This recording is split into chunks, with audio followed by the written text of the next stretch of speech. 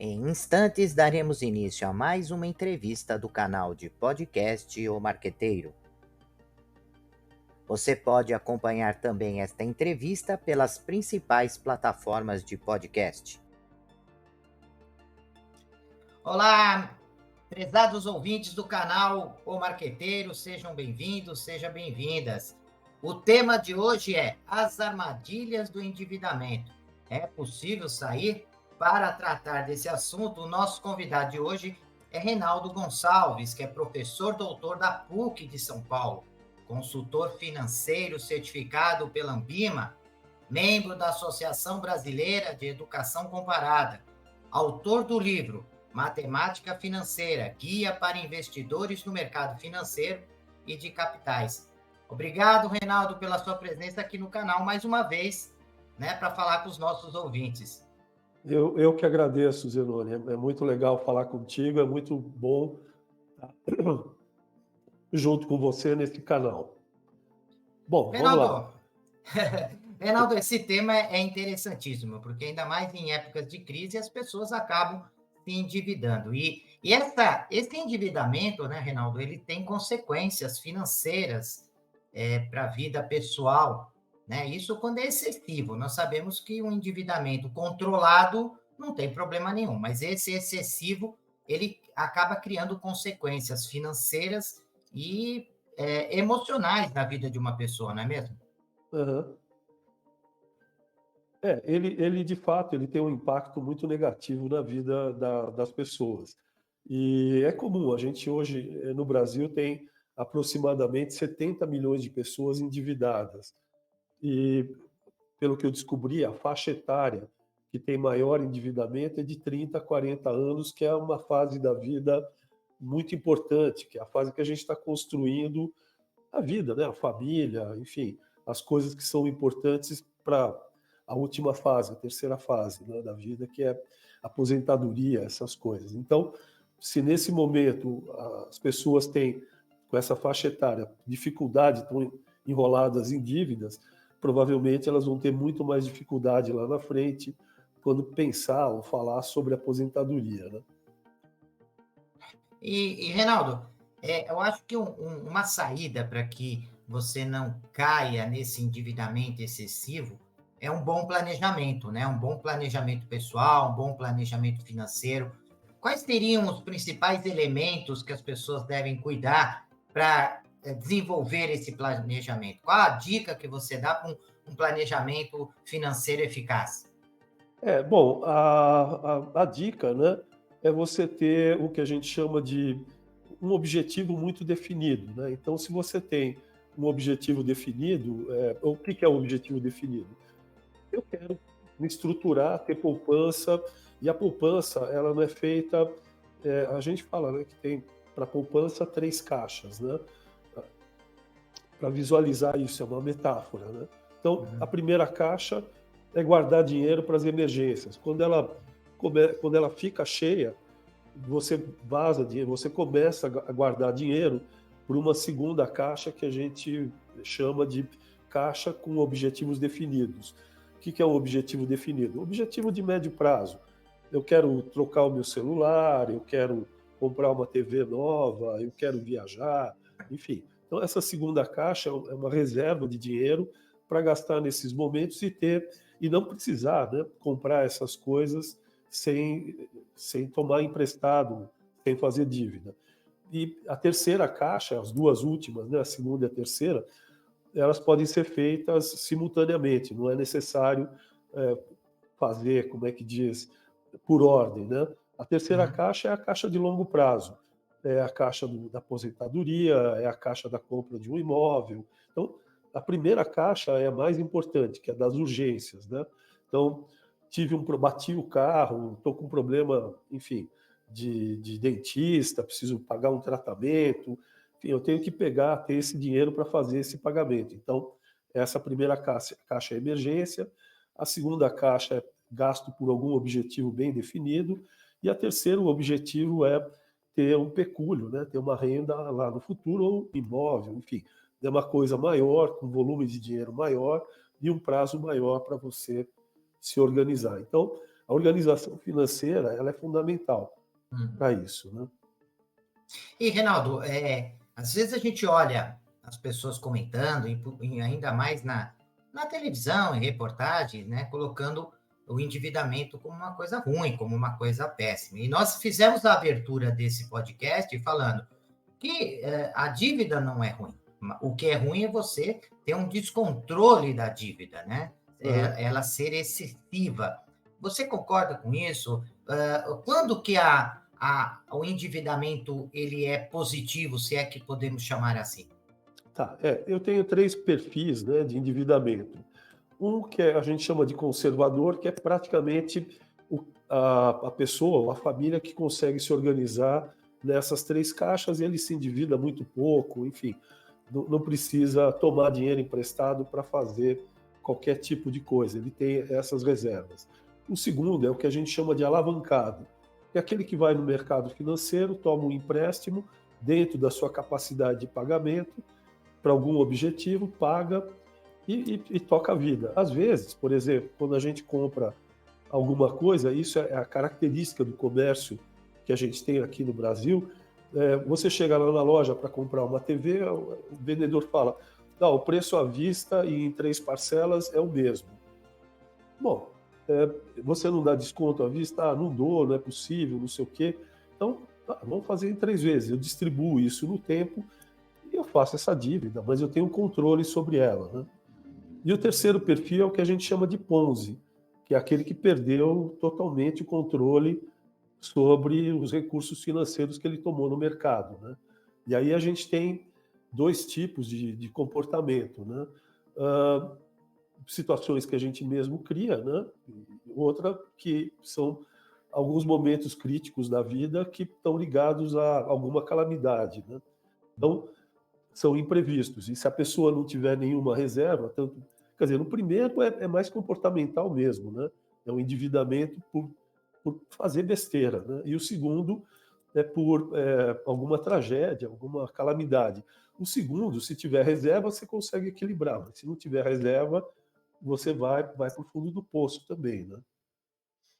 Reinaldo, no caso dessa pessoa ter esse endividamento excessivo e começar a ficar descontrolado, você acredita que existem ferramentas que possibilitem você sair disso? Eu digo, renegociação da taxa de juros, consolidação dos débitos, enfim, o que é possível fazer? Quais são as ferramentas, os instrumentos que quem está nos ouvindo agora pode usar para sair dessa armadilha desse endividamento? Porque é uma armadilha mesmo, né? Porque as Sem pessoas dúvida. acabam se machucando. Quando você colocou essa proposta de falarmos sobre esse tema, eu achei assim sensacional, porque a armadilha normalmente ela machuca a gente, né? E Uhum. o endividamento ele cria um estrago muitas vezes não só para a pessoa, né? Que muitas pessoas acabam até caminhando, infelizmente, para o suicídio, porque ficam fora de controle e se sentem mal, pressionado pela família, pressionado pelos amigos, pressionado pela sociedade. Então, é importante a gente entender quais são as ferramentas, e você, como um especialista, um super especialista sobre esse assunto, trazer para a gente alguns caminhos para que o endividado possa sair dessa situação. Bom, o endividamento nesses 2 casos, ou por imprudência, ou por um acidente, uma tragédia, né? Ele vira uma bola de neve, envolve a gente e a gente não sabe, não consegue, né? Fica cego, não consegue enxergar saída. Essa coisa do suicídio é algo que pode acontecer, enfim. Ou, enfim, e mesmo que não aconteça suicídio, pode ter outros desdobramentos, alcoolismo, destruir a família, separação, enfim. É sempre muito pesado, né, lidar com as questões de endividamento. Então, a ideia, né, a imagem que a gente faz é que o endividamento, né, ele é como um novelo, que a gente tem um monte de linha embaralhada e a gente não enxerga a ponta, né, para começar a tirar e a sair desse rolo, né, dessa confusão. Então, o primeiro passo, né, ordenar as dívidas, se você tiver mais do que uma dívida, é ordenar as dívidas por taxa de juros e começar a pagar a dívida mais baixo. Para de pagar as outras, escolhe a que tem os juros mais baixos e começa a ser pontual nessa dívida de juros mais baixo. E aí as outras que você não está pagando, você procura uma negociação. Então, é uma maneira, né, de você, ao mesmo tempo, declarar que você não está se omitindo do teu compromisso financeiro, mas você quer também reduzir, mexer, né, negociar as outras dívidas. Então, esse ordenamento por taxa de juros, e a chave disso é a taxa de juros, ele é muito importante, né? A outra, né, possível também, parecida com essa, para você desenrolar esse novelo de linha embaralhada, né, é você também fazer um ordenamento pelas taxas de juros e pagar uma parte só. Quer dizer, o teu carnê é R$300, paga 200, paga 100, enfim, de todos os carnês que você tem. Mas aí também vai dar problema, é claro, porque vão te chamar para você renegociar isso daí. Então, a renegociação é uma parte muito importante, né? Então, são esses os dois caminhos, né? E a questão da renegociação tem que ter algum cuidado, né? Então, o primeiro cuidado é quando você renegocia as dívidas, tomar cuidado para não ampliar, para não ter taxas de juros maiores. Eu tenho um caso de um conhecido que financiou um automóvel, parou de pagar, foi renegociar, deram para ele um prazo maior e uma taxa de juros maior, né? Então, a tensão com a taxa de juros e prazo maior, ela é muito importante. Então, a primeira recomendação é toma cuidado com a nova taxa de juros que você está negociando. Ela tem que ser menor àquela que você já está pagando. Se você não tem capacidade financeira de pagar essa taxa de juros, quem diria pagar uma taxa de juros maior? A segunda, né, é você reduzir o número de parcelas, porque parcelas muito longas, ela cria um estresse, né? Passa um ano, passa 2 anos, e você começa a se perguntar, nunca mais eu vou me livrar disso, né? Então, ter um limite dentro de um prazo razoável, né, é algo também importante. A outra dica, né, é tentar consolidar todas as dívidas num único compromisso financeiro, ter uma dívida apenas, né? E é isso aí, né? Então, quer dizer, essa consolidação de todas as dívidas numa só, com taxas de juros menores, número de parcelas pequenas, isso aí tem que estar dentro, tem que caber no teu orçamento. E aí tem duas recomendações, que às vezes é possível fazer ou não. Uma delas é possível. Estrutura, faz um orçamento sério, e não é só fazer o orçamento, é fazer e honrar, né? Cumprir o orçamento que você colocou no papel. E a segunda, às vezes isso pode ter um impacto psicológico positivo, poupa uma parte do teu dinheiro. Sobrou no final do mês R$30, R$50, guarda esse dinheiro, põe na poupança. A poupança recebe depósito de R$1 até o número que você conseguir colocar lá dentro da poupança. Então, o fato de você organizar sua vida financeira, pagar suas dívidas e ainda guardar um pouquinho, isso pode te dar uma autoconfiança muito grande em você, né? Isso é muito importante. E Reinaldo, normalmente nós percebemos, né, que a maior parte da população endividada são aquelas pessoas que acabam sendo mais simples, mais humildes, ou até aqueles empresários pequenos, microempresários, que ficam o dia inteiro lá trabalhando, não tem funcionários para cuidar da área financeira da empresa, né? E muitas vezes essas pessoas que são simples abordadas, né, através de ações de telemarketing, enfim, WhatsApp, que hoje nós somos bombardeados por uma série de inserções aí, as pessoas tentando te enganar de todo jeito, tentando te oferecer oportunidades milagrosas, e essas pessoas mais simples, ou essas pessoas que são empresários, microempresários, que não têm tempo e não dominam essas técnicas, porque aparentemente, né, quando você coloca todas essas possibilidades de saída, até aparentemente são simples, né, mas que não estão, na verdade. Você precisa da ajuda, muitas vezes, de um especialista, né? de chegar para um Reinaldo e falar assim, Reinaldo, eu estou com dívida, ainda dá tempo de salvar, né? Para não deixar as coisas ficarem já numa forma ingerenciável, né? E essas pessoas, elas têm acesso a profissionais, a consultores, a especialistas que podem ajudar essa pessoa a sair dessa armadilha? Porque muitas vezes você contratar um profissional para cuidar dessa atividade acaba saindo mais barato do que todo o endividamento que tem e os juros que está pagando. Então, achar que pagar um profissional vai tirar ainda mais dinheiro da pessoa e ficar mais endividado, pelo contrário, né? Você pode conseguir, através de um bom profissional, a possibilidade de ter até redução de gastos e do seu endividamento. Não é isso?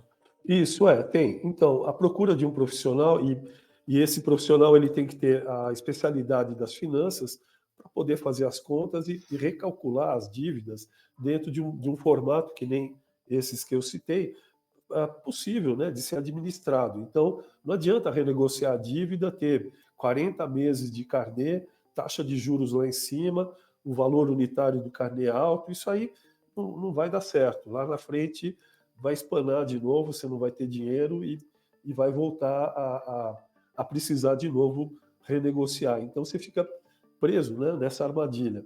Então a ideia é procura um profissional, alguém que possa te orientar, mas esse profissional ele tem que desenhar algumas etapas de negociação. A primeira etapa é procurar um banco, relatar o problema junto com esse especialista, ver as novas condições de pagamento, esse especialista faz as contas, se for favorável, vai em frente, se não for favorável, sobe o segundo degrau, que é entrar na justiça para fazer a renegociação. E aí tem pareceristas, né, que fazem esse tipo de cálculo, e o banco, geralmente, ele prefere não subir esse segundo degrau, ele prefere resolver de uma forma mais, entre aspas, caseira, né? Sem precisar gastar dinheiro na justiça, com advogado, etc, etc.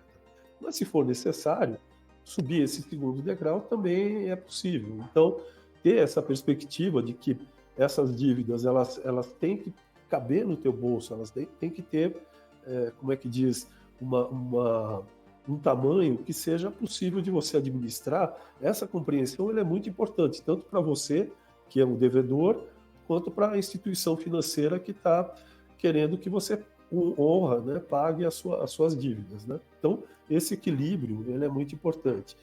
Mas falando do pequeno empresário, né, da situação de endividamento, a gente abriu falando que tem duas maneiras, né, da gente fazer dívida, né? Uma delas, ela está ligada, por exemplo, por consumo. A população, às vezes, de forma ingênua, pega um cartão de crédito, vai gastando, não paga ele inteiro, o saldo que sobra vira uma bola de neve, e aí ele vai se enrolando nisso, e no final tem o nome dele no Serasa, enfim, ele tem uma série de problemas aí para reabilitar o crédito dele e gera problemas, emprego, enfim, dá vários desdobramentos. Então, são esses hábitos de consumo que a pessoa tem e que ela não se controla, ela gasta no cartão, não paga ele inteiro e vira bola de neve.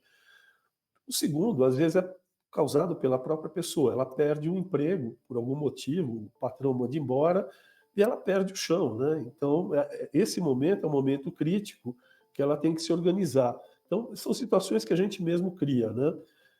O outro perfil de perder dinheiro é fazer investimentos errados, né? É comum, eu já conheço bastante história de alguém que vende uma casa ou recebe uma herança e alguém conta para ele, olha, vai lá na bolsa, compra uma ação, você vai pagar X, ela vai dobrar de valor, você vai dobrar o dinheiro que você investiu. E acontece o contrário, né? Ele põe o dinheiro na ação, em vez de dobrar, ela derrete, ele não consegue tirar um centavo daquilo que ele colocou. Então, são situações que a própria pessoa cria. Esse perfil, né, gera um impacto psicológico muito grande, né? Qual tipo de impacto? De incompetência, né? Eu sou um incompetente, enfim. E, às vezes, não é desse jeito. A pessoa às vezes vai na boa fé, faz a coisa, mas ela não enxerga a extensão das ações que ela tá tomando, né? E aí vira esse rolo e esse impacto psicológico é muito negativo, né? E o segundo perfil, só gastando um pouquinho mais de tempo, são coisas que são imprevisíveis, né? Alguma calamidade. Então, por exemplo, eu tenho um comércio, o comércio é assaltado, eles levam tudo que está lá dentro, eu perco todo o meu patrimônio, meu capital de giro, uma parte das coisas que eu vendo. Estou falando de um pequeno comerciante, é consignado, enfim. Então, o que ele fica depois dessa tragédia é a dívida, né? E também a dívida de um negócio que dava sustento para ele e para a família dele, né? Então, isso daí tem um impacto também muito forte, né? É muito difícil. E tem tragédias naturais, uma enchente, uma ventania, um acidente no carro, enfim, alguma coisa que você não tenha controle. Assalto, golpe, esses golpes cibernéticos que você, ou digitais, né, que você está falando, a pessoa se envolve, eu recentemente li sobre um golpe extremamente interessante. As pessoas são fora do Brasil, né, mas aqui no Brasil também é possível acontecer isso. A pessoa é abordada por uma instituição que parece idônea e promete para ele um ganho muito acima do comum. É o que aconteceu com aqueles jogadores de futebol do Bitcoin, né? E aí Sim. o cara põe o dinheiro derrete, e aí, de novo, uma outra instituição aparece e diz, olha, eu sei como recuperar o teu dinheiro, né? E aí toma ainda mais dinheiro do Nossa. cara, né? Então, os cuidados, né, com o dinheiro da gente e com o endividamento, né, eles são extremamente importantes para a tua saúde mental, né? Conseguir ter uma vida tranquila, né? Ter sobra de Sim. caixa, tal, realizar os seus projetos, enfim. É bastante interessante, é possível. Muitas pessoas conseguem se equilibrar dessa maneira, né? E já faz algum tempo, né, Reinaldo, que eu tento aí ver a possibilidade de que se tenha curso disso, né? Eu acho que é importante que a pessoa possa fazer um curso, mesmo que não seja de longa duração, mas que seja de curta duração, para aprender, né? Para também não ficar completamente dependente a todo momento de uma ajuda de um consultor. Uhum. E nós já sempre conversamos, né? Principalmente lá nas salas dos professores ali da PUC de São Paulo, onde nós nos encontramos, dessa possibilidade de desenhar um curso que possa atender esses pequenos, esses médios, que possa falar uma língua, um curso que possa falar uma língua acessível para as pessoas, para que elas possam administrar melhor a sua vida financeira, que é tão importante.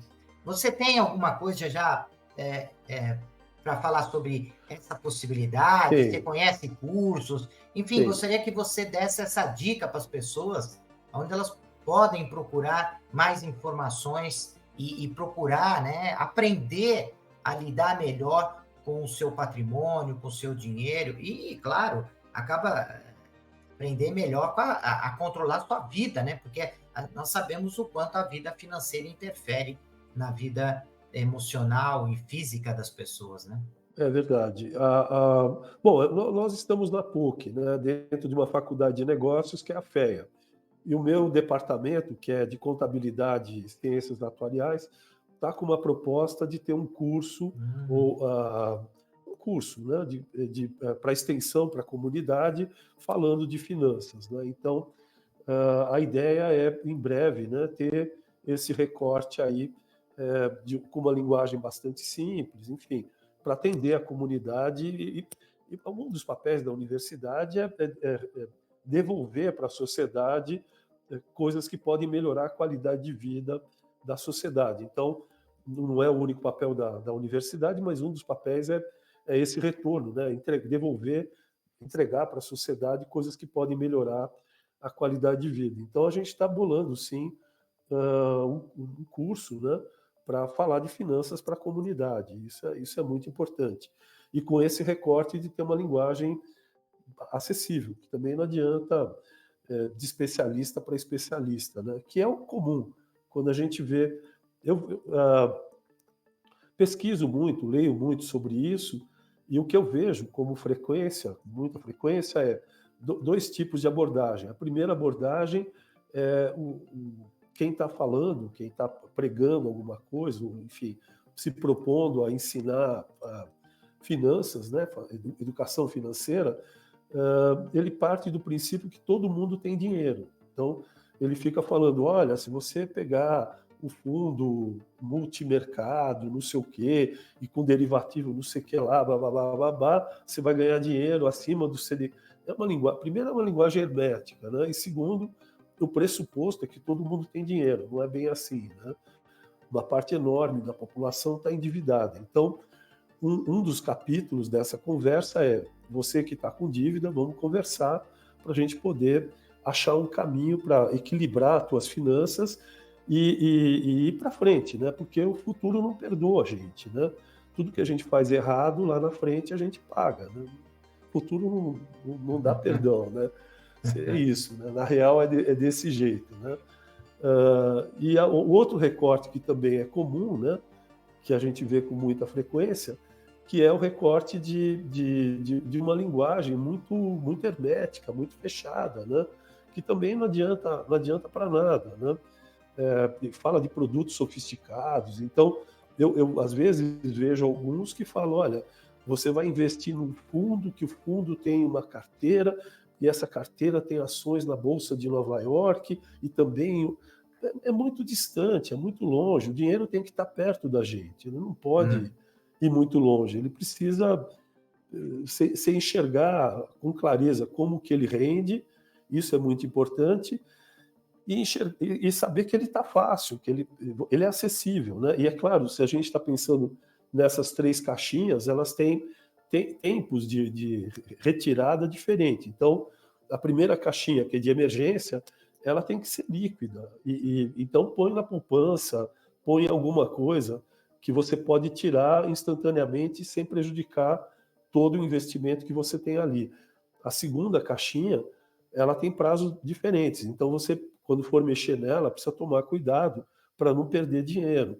E a terceira caixinha é de longo prazo. Essa é mais perigoso ainda de você mexer antes do prazo do vencimento dos investimentos que você faz. Então, e as pessoas não fazem isso, né? Esses consultores que a gente vê com muita frequência. Eles acham, coloca tudo num pacote só e vai para frente, né? E tem, só para me estender um pouco mais, para a população de baixa renda, é interessante contar isso, que é pouco dito, né? Ninguém fala dessas coisas. Mas, por exemplo, é um hábito da população em geral e muito, principalmente para baixa renda, acreditar que vai ganhar na Mega Sena, o jogo, né? Então, o cara faz uma fezinha de R$10, R$20, até R$50, Mega Sena, loteria, não sei o quê, bilhete, raspadinha, toda semana, ou 2 vezes por semana, ou 2 vezes por mês, mas ele gasta essa grana, R$50, R$100 por mês em aposta, né? E não ganha, né? Não ganha, literalmente. A chance de ganhar é muito pequena. Pode ser que até ganhe, mas a probabilidade é muito baixa, né? Então, tem um produto financeiro alternativo a esse, de aposta, que combina aposta e capitalização e que ajuda o cara a ter esse dinheiro num prazo mais longo, que chama títulos de capitalização, que os bancos vendem, várias instituições financeiras vendem. O que é o título de capitalização? É, ao mesmo tempo, uma loteria, entre aspas, porque você pode ganhar um prêmio ao longo das contribuições, depois de 12 meses ou 24 meses, você tem um capital acumulado que você pode gastar na compra de um celular ou de um produto, enfim. Então você se disciplina, você aprende a guardar dinheiro pelo título de capitalização. Então, isso seria, na verdade, a segunda caixinha, né? Ela tem uma dupla importância, né, o título de capitalização. Ela desloca o gasto em loteria, que é um gasto inútil, né? E gera, e esse é o segundo ganho, e gera a capacidade, mostra, né, a capacidade de poupança do consumidor. Então, o título de capitalização ele tem essa característica, ele é muito interessante e ele deveria ser usado como um produto alternativo a jogos de azar, esses de loteria da Caixa Econômica Federal, né? É isso. Ô, Reinaldo, olhando assim como se fosse um semáforo de um trânsito, né? Que tem as cores verdes, amarela e vermelha, né? Atenção, pare.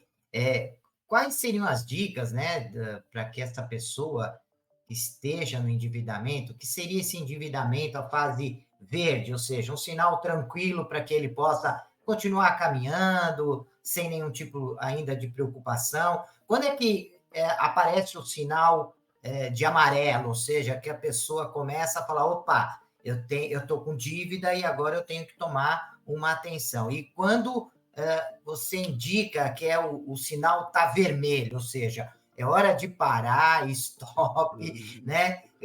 Então, usando essa associação com o trânsito aí, né, que a gente tanto conhece, quais seriam esses degraus, né, do verde, uma dívida tranquila, o amarelo e o vermelho? Tá, o verde é tranquilo. Tudo está dentro da ideia de você ter um orçamento. Então, se você faz o orçamento e respeita o orçamento, e tua dívida está dentro do orçamento, e você tem capacidade financeira de pagar isso daí pelo período que você se propôs a pagar, o sinal está verde. Quando que isso fica vermelho, aliás, amarelo, é quando esse financiamento ele começa a tomar espaço financeiro de outras despesas. Então, você deixa de passear, você deixa de ter lazer, porque você está trocando lazer por pagamento de dívida. Então, ou outras coisas que são comprar roupa, enfim. Então, você está esse financiamento ele está ocupando um espaço maior no teu orçamento do que você planejava. Então, nesse momento, é hora de você reorganizar o seu orçamento e ver se você suporta essa prestação do jeito que ela está. Se você suportar, vai para frente. Isso está ligado ao prazo de finalização do teu carnê, do teu compromisso financeiro. Agora, se você acha que não tem condições, que isso aí vai começar a corroer as tuas despesas também importantes, como alimentação, pagamento de despesa corrente, como água, luz, enfim, telefone. Então, aí você está indo já para o sinal vermelho, né? Então, o sinal vermelho é exatamente quando a tua dívida contamina a tua estrutura de pagamento das coisas que são fundamentais para sustentar a tua vida. E isso, né, deve estar dentro do teu orçamento. Foi uma compra, um gasto, uma dívida que você fez que ela é mal planejada, ela foi mal planejada. Uma das situações onde isso pode ter um impacto muito grande são dívidas de longo prazo. Então, por exemplo, quando compra um imóvel, a pessoa assume uma dívida por 10 anos, 8 anos, 20 anos. E aí a gente não tem, como é que diz, ninguém sabe o futuro, né? O futuro é um enigma, né? Então, ele está trabalhando, a mulher está trabalhando, as contas todas estão pagas, o pagamento da mensalidade do imóvel cabe no orçamento e tal, mas aí um dos dois perde o emprego, ou o marido ou a mulher, e aí encolhe o orçamento. Encolheu o orçamento, aquilo que estava dentro da tua capacidade financeira já não está mais, né? Então aí também é o sinal vermelho, é a hora de você, enfim, procurar outras formas de rearranjar se organizar financeiramente para ou se desfazer desse imóvel, né, vender ele do jeito que você conseguir vender, ou continuar pagando, mas refinanciando o teu saldo, né? Procurando a instituição financeira e tentando achar uma maneira de reequilibrar novamente isso dentro do orçamento até que volte à normalidade, o marido e a mulher tenham um emprego, enfim, esse tipo de coisa, né? Então, o ideal é não fazer sacrifício, né? Sacrifícios. O que eu estou chamando de sacrifício é o marido perdeu o emprego, só tem o emprego da mulher, a gente tira as crianças da escola, ou corta o plano de saúde. Geralmente, esse tipo de coisa tem um impacto dentro da casa muito maior do que você ir lá no banco renegociar a sua dívida, né? Então você cria mais problemas dentro da tua casa do que solução. Se você não, por conta de encolhimento das receitas, você não consegue pagar, tenta negociar. Se não conseguir negociar, vende. Mas não, tenta manter o padrão de vida da família, né? Esse é o que é por um período, né? Até se recolocar no mercado novamente. Mas é difícil. Falar do futuro é muito complicado. Sem dúvida.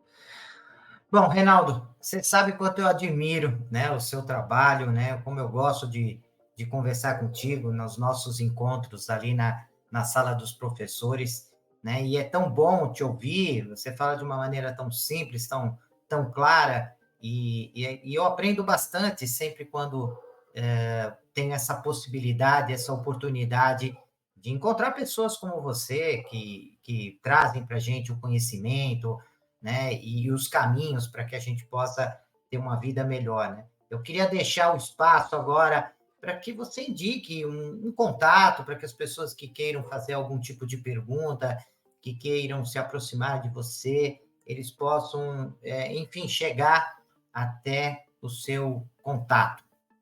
Tá, eu vou deixar o meu telefone, né, o meu celular, para que a gente possa conversar e quem tiver interesse em conversar mais e se aprofundar, o meu telefone é 11 98, perdão, 989 17 3675. Eu vou repetir.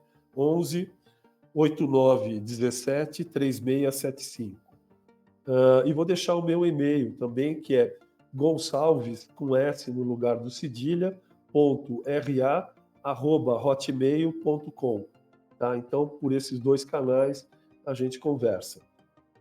Ok. E, na verdade, eu quero também te agradecer muito. As Imagina. nossas conversas lá nas salas dos professores são sempre muito boas. Eu também te admiro muito a tua forma de você, a tua criatividade, né? Na realidade, eu gosto muito da maneira como você fala das coisas, as coisas ligadas a marketing. Uma conversa de 5 minutos contigo sobre marketing abre a minha cabeça, eu enxergo coisas que de outra maneira eu não conseguiria enxergar, ver, enfim. Eu acho muito importante essa troca que a gente faz, principalmente pela tua contribuição, que é muito, muito relevante e traz coisas incríveis. É isso. Maravilha, Reinaldo. Mais uma vez, quero te agradecer muito a sua disponibilidade de tempo, de falar com os nossos ouvintes. Sem dúvida alguma, eu sempre digo no final das entrevistas, vocês elevam demais a qualidade do nosso canal de podcast marqueteiro, que está aí atingindo pessoas de diversas classes sociais, regiões, enfim, eu recebo vários tipos de mensagens nas redes sociais, no WhatsApp, de pessoas que estão em vários lugares do país e fora, inclusive Portugal, Espanha, Argentina, que hoje acompanham até uma cidade que recentemente eu vi, que é Mumbai, na África, que também tem Olha, ouvintes de lá, e graças, né, esse resultado do canal de podcast com a presença de vocês, porque é através dos entrevistados que nós transmitimos essas informações. Quero te agradecer demais dessa disponibilidade, né, já ficando já na expectativa de próximos temas com você aí, Reinaldo. com certeza, vamos conversar mais. Eu que agradeço a você. E isso também, na verdade, ela tem duas pernas, né? Esse repertório de pessoas que fazem apresentações e estão trazendo temas interessantes, isso é muito importante, mas também tão importante quanto isso é a tua forma de conduzir isso, a tua ideia de montar esse trabalho que é muito legal e tem essa penetração tão grande aí. Parabéns aí pelo teu trabalho. Ok, então, prezados ouvintes do canal de podcast, até a nossa próxima entrevista. Até lá. Tchau. Deixe seus comentários, sugestões e opiniões. E aproveite e se inscreva no canal.